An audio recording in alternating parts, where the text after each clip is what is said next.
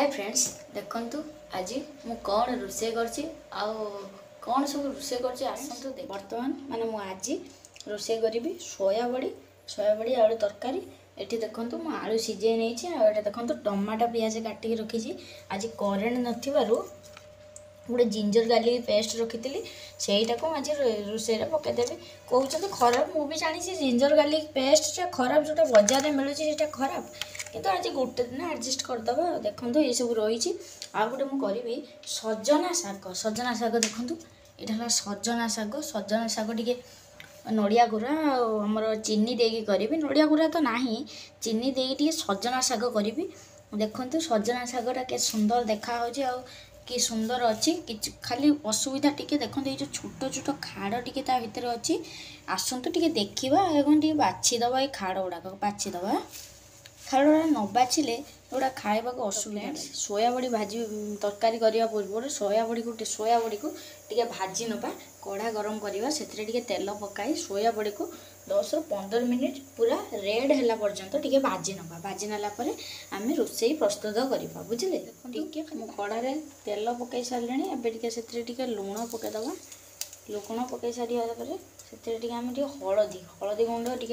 हलदी गुंड टे पकईदे पकड़े कहीं कलर शीघ्र हो तेल पकईदे तापर आम जो धोई रखी सोयाबड़ी को भितर पकईदे सोयाबड़ी को 10 ରୁ 15 मिनिट भाजी सारापर तापर लो फ्लेम रे भाज सोयाबड़ी संपूर्ण भाव में एवं आम एक गोटे जगह को काढ़ी ना काढ़ी नालापर मसला कषिकी तरकारी सोयाबड़ी को बाहर कर सारापर तादेह कड़े आम तेल पकाई ना तेल पकाई से काटी रखी जो पियाज काटी रखी पियाज को पकेवा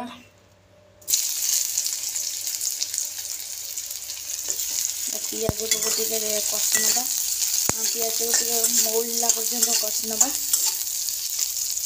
तो गाइस देखो आम एडजस्टिंग फैन देखो करेन्ट ना देखो फैन बुलू ना कि गरम हो रोषे टोटाली करना केते कष्ट रोषे करा पड़े रोषे करुँचे केते गरम से जानी देखो केते गरम आज लगुच भी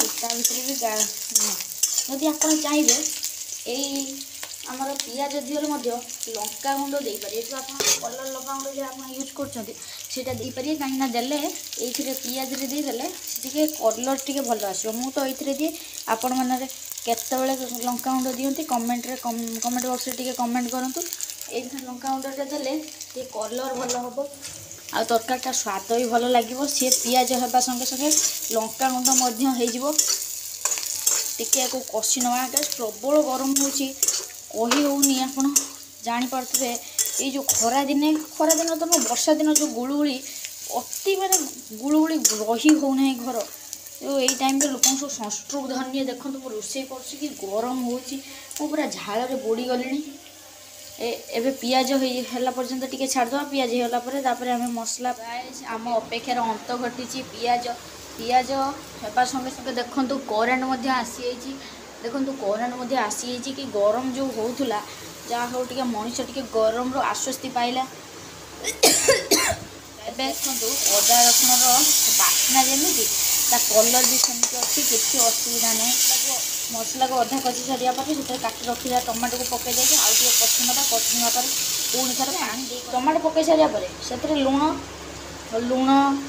हलदी गरम मसला गुंड देखो गरम मसला गुंड मु घरे ये बाटिकी रखी मान सॉरी ग्राइंडिंग करी गरम मसला गुंड रखी कहीं ये स्वास्थ्य पक्षे बहुत स्वास्थ्यकर आ मुझे यूज करे मैगी मसला मिलूँ 5 टंकिया पाउच तार एभेलेबल रोचे बड़ भी मिलूँ 5 टंकिया पाउच एभेलेबल मैगी मसला मुझे यूज करे तापर टेस्ट देखिए कि टेस्ट बिना मैगी मसला तरकारी करी खाऊँ आ मैगी मसला गरम मसला गुंड तरकारी करी खाइबे से जानीपारे कौन टेस्ट रोचे कौन फरक रोचे आउ जो आम जिंजर गार्लिक पेस्ट जो आप किणी खाऊँ टेस्ट आ बटा घरे तैयारी कर जिंजर गार्लिक पेस्ट स्वाद कौन रोचे आपण मैंने थरे रोषे करके खाइला पर जानीपारे देखो मुझे आपण मैंने कहूँ से करेन्ट नाला एवं करेन्ट आसी देखो मुझे झाल बुड़ी जाइए गरम भी प्रबल हो कहीं फैनटा सेपटे अच्छी एपटे फैन ना आउ कि समय पर ତରକାରୀ ପ୍ରସ୍ତୁତ ହୋଇଯିବ। ତାପରେ ମୁଁ ଭାତ ବସେଇବି, ଭାତ ବସେଇ ସାରିକି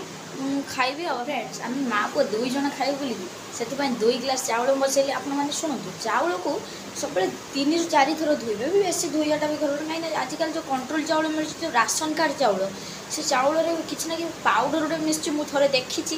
ଆଉ ଆପଣମାନଙ୍କୁ ମୁଁ ଏଇ କଥା କହୁଛି କି ଆପଣମାନେ 2 ରୁ 3 ଥର ଭଲ ଭାବରେ ଧୁଅନ୍ତୁ, ଧୋଇକି ଦେଖିକି ରୋଷେଇ କରନ୍ତୁ।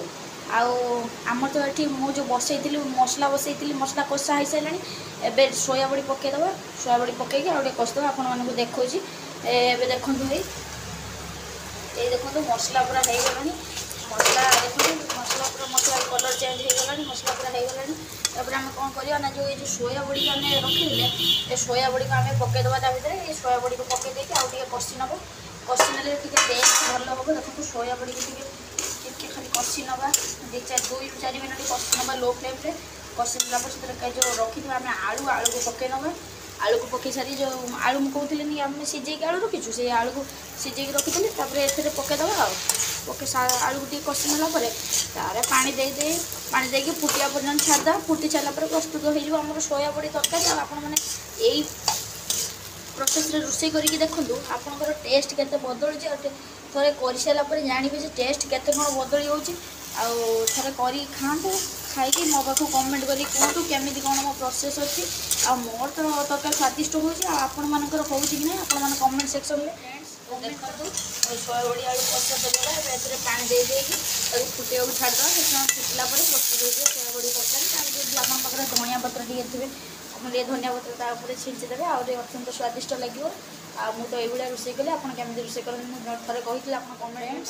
ବର୍ତ୍ତମାନ ଦେଖନ୍ତୁ ତରକାରୀ ଫୁଟିଗଲାଣି।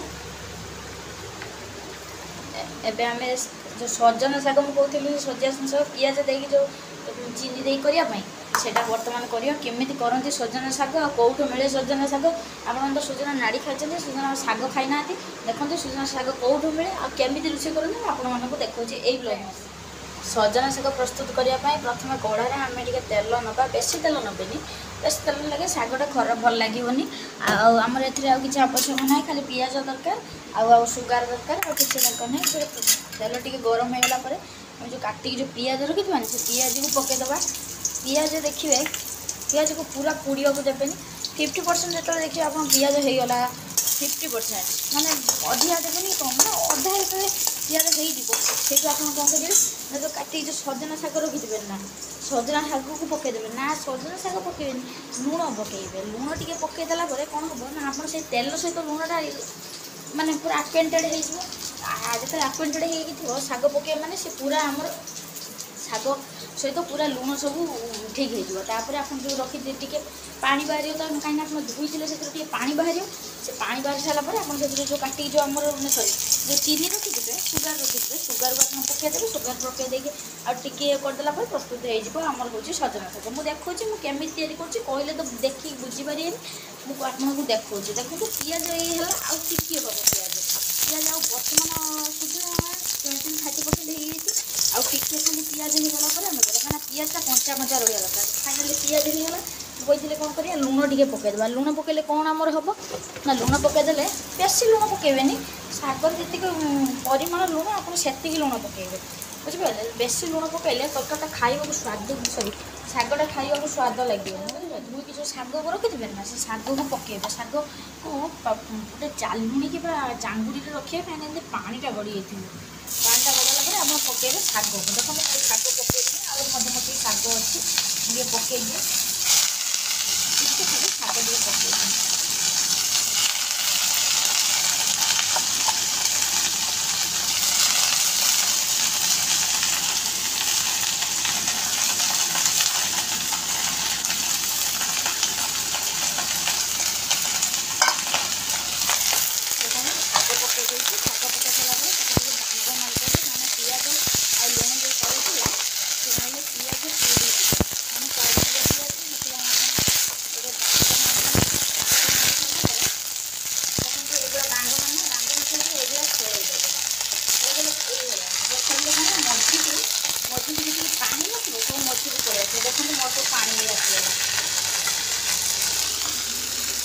କରିଦେବେ। କରିସାରିଲା ପରେ ତାପରେ କିଛି ସମୟ ଗଲା ପରେ ଯେତେବେଳେ ଆପଣ ଦେଖିବେ ହେଇଗଲା, ସେଥିରେ ଆପଣ ଆମେ ସେଥିରେ ଏବେ ଯେଉଁ ଶାଗ ତ ହେଇଗଲାଣି ଦେଖନ୍ତୁ।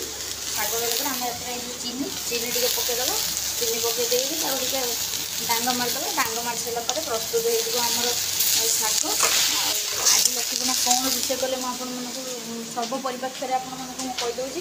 ସୋୟାବଡ଼ି ଆଳୁ ତରକାରୀ କଲେ, ଆଉ ହେଉଛି ସଜନା ଶାଗ କଲେ, ଭାତ ରାନ୍ଧିଲେ,